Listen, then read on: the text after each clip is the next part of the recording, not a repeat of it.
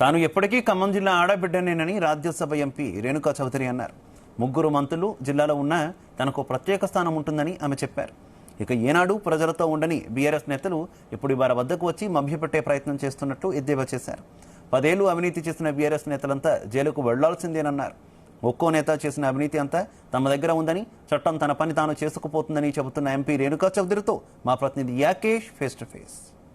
తెలంగాణలో కాంగ్రెస్ ప్రభుత్వం ఏర్పడి సంవత్సర కాలం కావస్తుంది. ఈ నేపథ్యంలో ప్రజలకు ఇచ్చినటువంటి హామీలు ఎంతవరకు అమలయ్యాయి? ఇప్పటికే బీఆర్ఎస్ కాంగ్రెస్ మీద పెద్ద ఎత్తున కూడా ఒక ప్రచారం చేస్తోంది. ఇచ్చిన హామీలు అమలు కాలేదంటూ కూడా పెద్ద ఎత్తున కూడా ప్రచారం చేస్తున్నటువంటి నేపథ్యంలో చాలా రోజుల తర్వాతకి ఖమ్మం జిల్లాకు వచ్చారు రాజ్యసభ ఎంపీ రేణుకా చౌదరి గారు. మేడం, పెద్ద ఎత్తున కూడా కాంగ్రెస్ ప్రభుత్వం మీద బీఆర్ఎస్ ప్రస్తుతానికి విమర్శలు చేస్తూ ఉంది. ఇచ్చినటువంటి హామీలు అమలు కాలేదంటూ కూడా పెద్ద ఎత్తున కూడా ప్రజాక్షేత్రంలోకి పోయి కాంగ్రెస్ ప్రభుత్వ తీరును ఎండగడుతున్నటువంటి పరిస్థితి కనిపిస్తా ఉంది. దీన్ని ఎట్లా చూస్తారు మీరు? అని ఎవరు చెప్తున్నారు? డబుల్ బెడ్రూమ్లు ఇస్తాము, ఈ రైతులకు అది ఇస్తాం ఇది ఇస్తామని చెప్పి ఇంటికి ఒక ఉద్యోగం, ఈ కథలు చెప్పిన వాళ్లే కదా ఈ కథలు కూడా చెప్తా ఉండేది. వాళ్ళు చెప్పిన దానికి we can't react. I don't want to. Time waste ఇది. వాళ్ళు చెప్పేవే పరమ అసత్యాలు.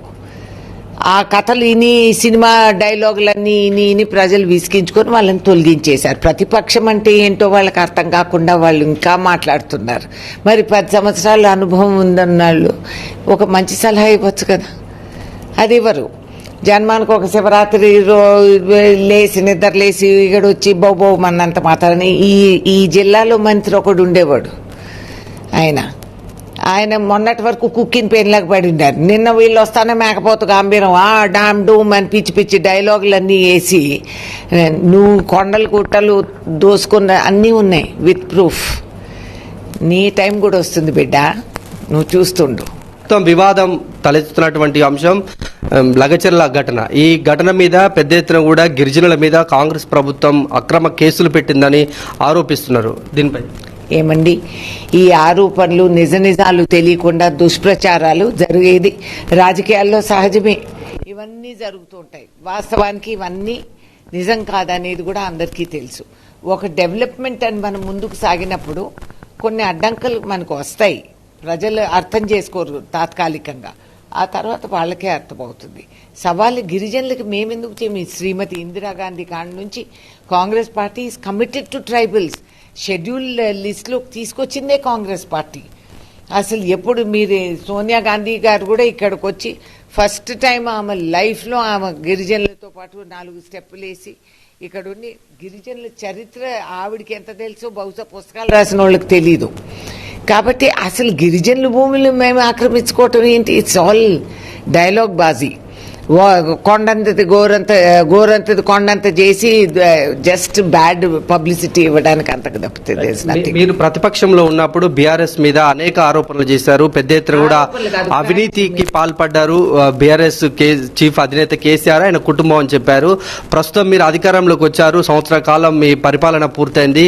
మీరు ఎలాంటి చర్యలు తీసుకోబోతున్నారు? ఇప్పటి వరకు వాళ్ళ అవినీతిని ఎంతవరకు వెలికి తీశారంటే ఏమండి, మా దగ్గర ఆల్ ఫ్యాక్ట్స్ అదే. ఈ జిల్లా ఈ మాజీ మంత్రి ఫ్యాక్ట్స్ అన్ని మా దగ్గర ఉన్నాయి రాతపూర్వకంగా. ఈవెన్ ఇన్ కొన్ని ట్రిబ్యునల్స్ కేసెస్ లో కూడా ఉన్నాయి.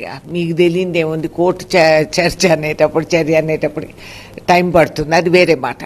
కానీ ఇప్పుడు ప్రస్తుతం వీళ్ళు మా ప్రయారిటీ కాదు. వీళ్ళు చేసిన అవకతవకల వల్లనే వాళ్ళు తొలగించారు ప్రజలు.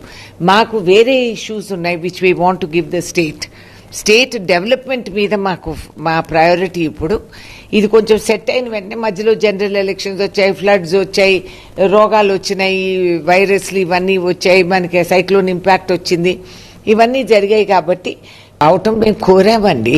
ప్రాధాన్యత వాళ్ళు ఇవ్వటం ఏంటి, ఒకరివ్వటం ఏంటి? ఈ జిల్లాకి శాశ్వతంగా నేను ఆడబిడ్డ, నేను ప్రాధాన్యత నేనేం కోరటం లేదు.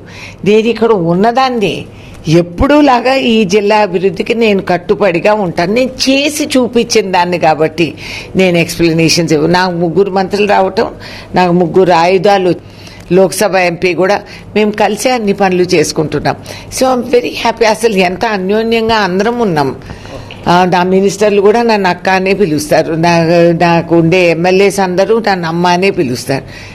నాకు ప్రాతినిధ్యం ఏంటనేది నాకు అర్థం కావట్లేదు. I'm mother figure now. Yes, ఇది రేణుకా చౌదరి గారు చాలా స్పష్టంగా చెప్తున్నారు. తను ఖమ్మం జిల్లా ఆడబిడ్డను. దేశంలో అనేక ప్రాంతాల్లో కూడా కాంగ్రెస్ పార్టీని బలోపేతం చేయడం కోసం తను కృషి చేస్తానని చెప్తున్నారు. ఇక బీఆర్ఎస్ వ్యవహరిస్తున్నటువంటి తీరు పట్ల కూడా ఆమె చాలా ఆగ్రహంగా ఉన్నటువంటి పరిస్థితి. ఎందుకంటే గతంలో బీఆర్ఎస్ లో జరిగినటువంటి అవినీతి ఆరోపణలు అయితే ప్రజలకి ఇచ్చినటువంటి ఏ ఒక్క హామీని కూడా అమలు చేయలేదని చెప్తున్నారు. అలాంటి వాళ్ళు ఇప్పుడు మళ్ళీ ప్రజల వద్దకు వెళ్లి ప్రశ్నించడం కూడా తగదంటూ కూడా ఆమె తనదైన శైలిలో కూడా చెప్తున్నటువంటి పరిస్థితి. కెమెరామెన్ శరత్ తో యాకేష్, జీ తెలుగు న్యూస్.